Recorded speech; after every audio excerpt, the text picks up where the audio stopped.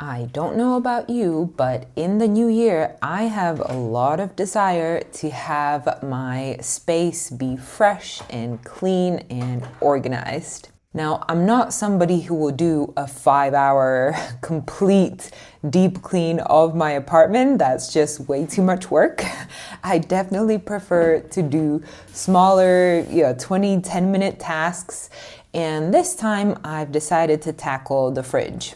So I was looking through everything I had in there, which I like to do, it makes the most sense to do at times when the fridge is mostly empty, which it definitely was when we came back from our family's country house after Christmas and New Year's.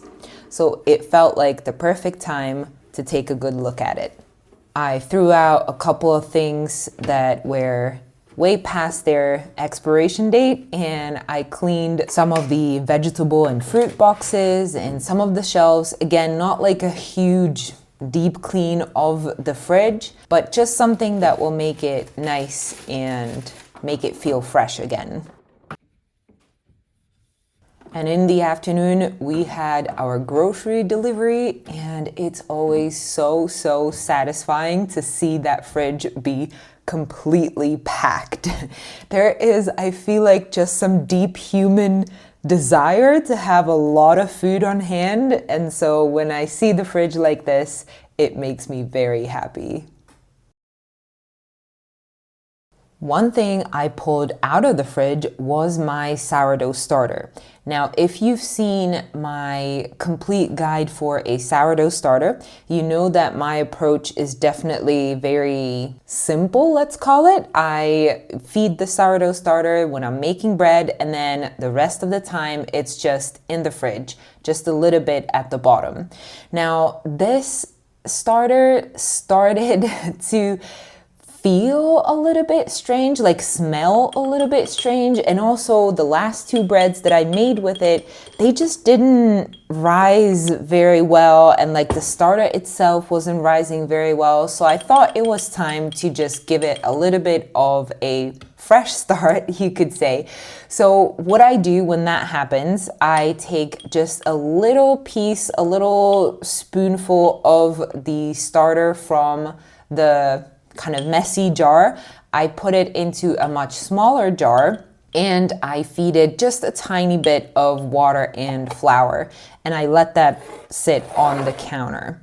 The next day, I washed my bigger jar that I normally use for this, and you can see that the small starter has already worked its way through all the flour and water throughout the night. And I'm adding that to the big jar, or transferring it to the big jar, and then feeding it the amount I usually feed it when I make bread, which is what I'm about to do this afternoon. And you can see that that worked really well. It has risen quite a bit. It has that cap at the top, bubbles on the sides. It's ready to go. And again, if you want to see the full sourdough bread recipe video that I have, I will link it at the top for you. I will also link down below the actual recipe I have on my new blog, Anna's Kitchen. But I'm not going to show you the entire process here, just a few clips of me mixing the flour and water and baking it the next day. Hey, do you remember 20-something years ago? Those cold nights in December, and the sound of the falling snow, the fireplace warming us, the VHS movie box, your old broke down touring bus, and not a single cloud in the sky. If I could go back in time, I'd pack my bags right now. If I could play back, rewind, I wouldn't think twice. A pair of jeans and a dusty shirt, we didn't have a dime. No, you and me were poor as dirt, all we had was time.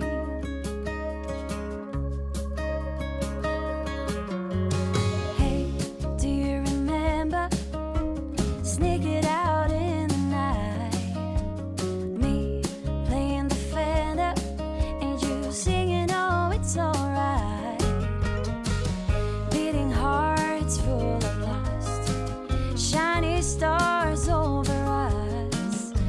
just a dream guiding us, and not a single cloud in the sky. If I could go back in time, I'd pack my bags right now. If I could play back my life, I wouldn't think twice. A pair of jeans and a dusty shirt, we didn't have a dime. No, you and me were poor and stirred, all we had was time.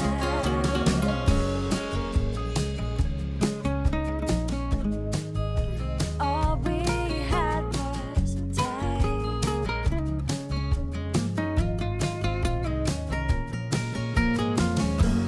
Every bad thing and every good, I wouldn't change it if I could, 'cause it all led us up to this. Every moment, every kiss. If I could go back in time, I'd pack my bags right now. If I could play back, rewind, I wouldn't think twice. A pair of jeans and a dusty shirt, we didn't have a dime. No, you and me were poor and stirred, and all we had was time. When you and me were poor and stirred, and all we had was time. Now that my fridge was cleaner, I decided to tackle the freezer as well. Now, not really cleaning it, rather organizing this one, or maybe not even organizing, but just looking at all the things I have in there. I feel like if I don't look at it often enough, I just forget what I have stored in the freezer, and then I don't use it up. So I'm going through all of the drawers in the freezer, looking at the things, kind of rearranging it. I usually keep all of my fruits and vegetables in the very first drawer. I also have a bunch of sweet potato gnocchi, which I absolutely loved, and I'm really excited to share the recipe with you soon. So I have a bunch of those. I have some meats as well. I have to admit, I'm pretty bad at labeling the things. Like, you won't see any labels on these pretty much. So sometimes that makes it a bit harder to realize what it is that I'm actually holding in my hands. Sometimes it's clear enough to see, but sometimes I just have to unfreeze it and be surprised. And one of the things I already pulled out of the freezer was a bag of strawberries that I put in there maybe more than half a year ago, like in June, so a little bit more than half a year ago, and now it feels like the perfect time to enjoy some strawberries in the winter.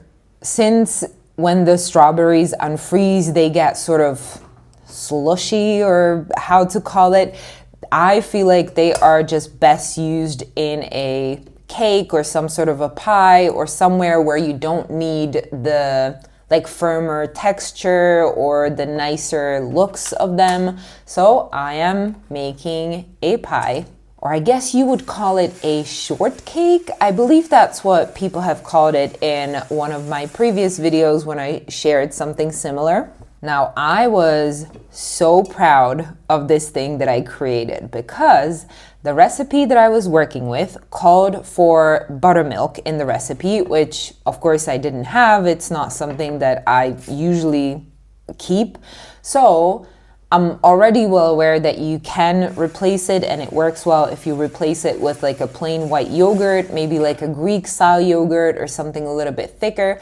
And I already pulled out white yogurt from the fridge, but then I realized I actually had a cup of mascarpone in the fridge that I bought by accident. I thought I wanted to buy ricotta cheese, which here in the shops, those two by, like, I think it's the same brand, they have pretty much the exact same packaging.